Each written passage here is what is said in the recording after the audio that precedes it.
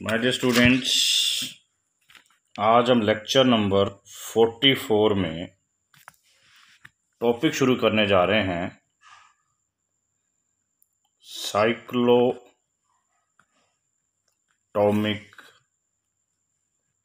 Polynomial. यहाँ से आपकी यूनिट 3 शुरू हो जाती है। क्या है ये देखिए, पहला जो लर्निंग ऑब्जेक्टिव है साइक्लोटॉमिक पोलिनोमियल बनाने का है। तो प्रिमिटिव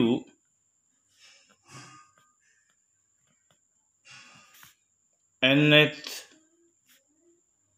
रूट्स ऑफ यूनिटी क्या होता है, ये हमारा टॉपिक नंबर 1।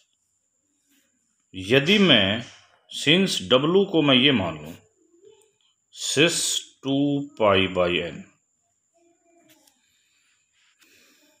ठीक है, ये nth रूट ऑफ यूनिटी है। Actually nth root of unity होता है। W करता क्या है? W generates a cyclic group of order n under multiplication.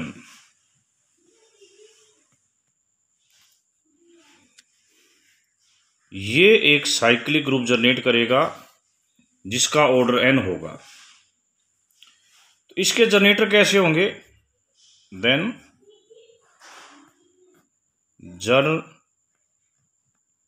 Generators of this cyclic group are W⁴k, where k की वैल्यू 1 से बड़ी और n से छोटी होनी चाहिए, and GCD of n and k = 1। ठीक है, these generators are called primitive nth roots of unity। अगला टॉपिक है साइक्लोटॉमिक पोलिनोमियल। ये साइक्लोटॉमिक पोलिनोमियल बनती कैसे हैं, ये हम करेंगे। For any positive integer n, तो जनरेटर जो होंगे इसके primitive nth root of unity, वो होंगे W1, W2, W5n। Denote the primitive nth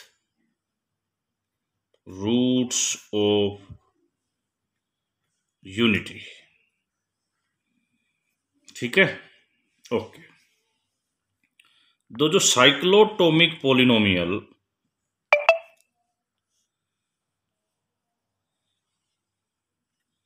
over rational बनेगी, वो बनेगी ओवर रैशनल।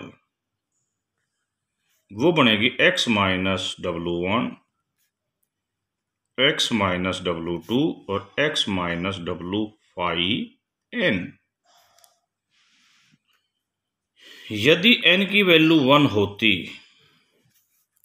तो जो W होता वो होता सिस 2π/1, यानी कि 1। तो 1 से जनरेटेड जो सब ग्रुप होता वो ये होता, और ठीक है, और इसका जनरेटर केवल 1 है, तो इसकी जो है पोलिनोमियल क्या बनेगी? साइक्लोटॉमिक पोलिनोमियल x - 1 बनेगी। अब बच्चों के माइंड में होता है दूसरा, यदि n को मैं 2 ले लेता तो W जो है वो सिस 2π/2 बनता, यानी कि -1 होता। -1 से जनरेटेड जो सब ग्रुप होता है उसमें 2 एलिमेंट होते हैं, इसका जनरेटर केवल -1 है, तो इसकी साइक्लोटोमिक पोलिनोमियल बनेगी x -1 -1, तो ये हो जाएगी x + 1। नेक्स्ट, तो ये क्या होगी? अब नेक्स्ट क्वेश्चन है, W लिया आपने यहां पर सिस 2π/3। इस W से जो जनरेटेड सब ग्रुप होगा उसमें एलिमेंट आएगा W² और 1। इसके ये दो जनरेटर पॉसिबल होंगे। पहला जनरेटर होगा सिस 2π/3, दूसरा जनरेटर होगा सिस 4π/3। तो इक्वेशन क्या बनेगी? x - सिस 2π/3 x - सिस 4π/3। तो क्या इक्वेशन बनेगी? x² + x + 1। अब फोर्थ पे आ जाओ, W को लिखा सिस 2π/4। इस ग्रुप के अंदर ये एलिमेंट होंगे जिसका एक जनरेटर ये होगा और एक जनरेटर ये होगा, यानी एक जनरेटर होगा सिस 2π/4 खुद, और एक जनरेटर होगा सिस 6π/4। एक की वैल्यू आयोटा आएगी, एक की वैल्यू -i आएगी। तो ये पोलिनोमियल क्या बनेगी? x - i x + i, यानी कि x² + 1। सिमिलरली बेटा आप x5 निकाल सकते हो, जिसका आंसर ये आएगा। फिर आप x6 निकाल सकते हो, जिसका आंसर ये आएगा। फर्दर रिजल्ट पर जाने से पहले हमें कुछ स्टडी करनी है, वो आप स्टडी की हम बात करेंगे। पहले इस बात पर स्टडी डिपेंड करती है, no condition of characteristic on a field, यानी कि फील्ड की कैरेक्टरिस्टिक पर कोई कंडीशन ना हो। तो थ्योरम क्या लिखना जा रहा हूं मैं? थ्योरम सुनना, theorem A, the nth roots of unity form a cyclic group under multiplication। nth root of unity एक साइक्लिक ग्रुप बनाती है under multiplication, whose order is a divisor on n। यहां पर फील्ड के ऊपर किसी कंडीशन की कोई जिक्र नहीं है। जी हमने एक सेट बनाया,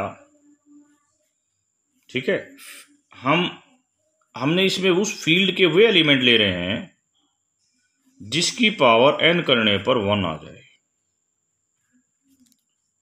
दूसरी भाषा में भी कह सकते हैं, वो ले रहे एलिमेंट जो x की पावर n - 1 का रूट हो।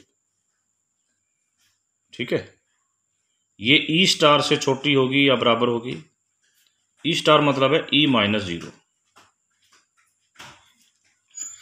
फर्स्टली हमारा एम है इसको सब ग्रुप प्रूव करना, सेकेंडली एम है इसको साइक्लिक सब ग्रुप प्रूव करना। ठीक है, दो एम है, दोनों एम को धीरे धीरे प्रूव करेंगे। सबसे पहले हम नॉन एम्पटी प्रूव करते हैं। क्या प्रूव करना चाह रहे हैं? Non empty. 1 जो है वो इस कंडीशन को सेटिस्फाई करता है, ई में भी होगा। 1 इज इन ई एंड 1 की power n = 1, this implies that 1 belongs to G. यहां से प्रूव हो गया कि जी एक नॉन एम्पटी है।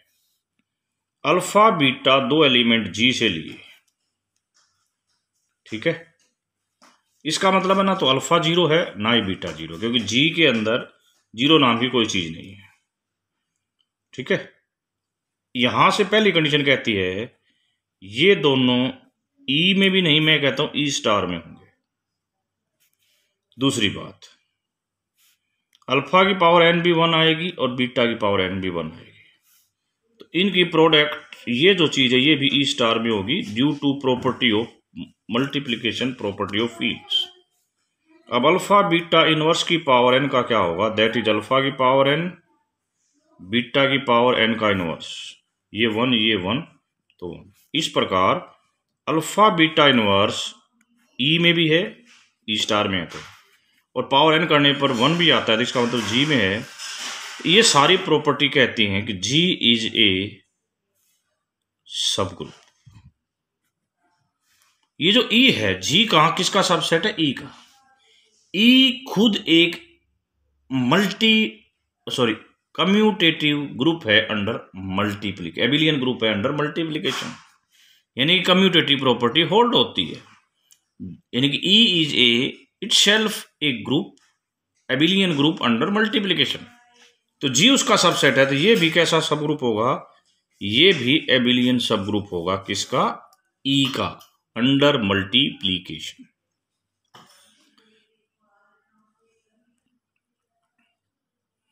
माय डियर स्टूडेंट्स, इसका मतलब जी को एबिलियन ग्रुप प्रूव कर दिया, परंतु हमारा टारगेट है जी को साइक्लिक ग्रुप प्रूव करना। अल्फा एक एलिमेंट ले लिया जी का, इस एलिमेंट की खासियत है कि इसका ऑर्डर ग्रुप के सभी एलिमेंट्स में मैक्सिमम है। Be an element of maximum order m, और वो मैक्सिमम ऑर्डर एम है इन जी। अब हमारा टारगेट है, हमें प्रूव करना है कि m डिवाइड्स n। ये देखो हमने लिया इधर m, इधर m, q और r। ये r या तो 0 होगा या m से छोटा होगा, 0 या 0 से बड़ा, m या m से छोटा, सिर्फ सीधा। a raise to the power n, a raise to the power m q plus r लिखा जाएगा। a raise to the power m की पावर q, a की बजाय अल्फा ले लो, एक या a ले लो, अल्फा ले लो। ये आइडेंटिटी और ये भी 1, क्योंकि आपको पता है जो भी एलिमेंट जी में है उनकी पावर n करने पर 1 आएगा। तो अल्फा की पावर r इक्वल टू 1। ये बात ये कहती है कि ऑर्डर ऑफ अल्फा r है, r या r से लेस है, but r is less than m। This is a contradiction. क्यों? क्योंकि आप तो कह रखे चले हो कि ऑर्डर ऑफ अल्फा m है, ऑर्डर ऑफ अल्फा m है, तो ये कंट्राडिक्शन है। इस कंट्राडिक्शन का मतलब है this m should divide n। तो हमें ये तो मिल गया कि m n को डिवाइड करता है, बट टारगेट है g is a cyclic group. अब हमें पता है कि अल्फा का ऑर्डर m है, तो 1 अल्फा अल्फा स्क्वायर अल्फा की पावर m-1, ये सारे g में भी होंगे और डिस्टिंक्ट भी होंगे। They are all belongs to g and distinct, तो इसका मतलब order of g greater than equal to m हो गया। ओके, b हम कोई भी और एलिमेंट लेते, any other element of g। थोड़ी देर पहले आपने ये कहा था कि अल्फा एक ऐसा एलिमेंट है जिसका ऑर्डर मैक्सिमम है, तो इसमें बीटा का ऑर्डर m या m से लेस होगा। तो इस बीटा का ऑर्डर m या m से लेस होगा।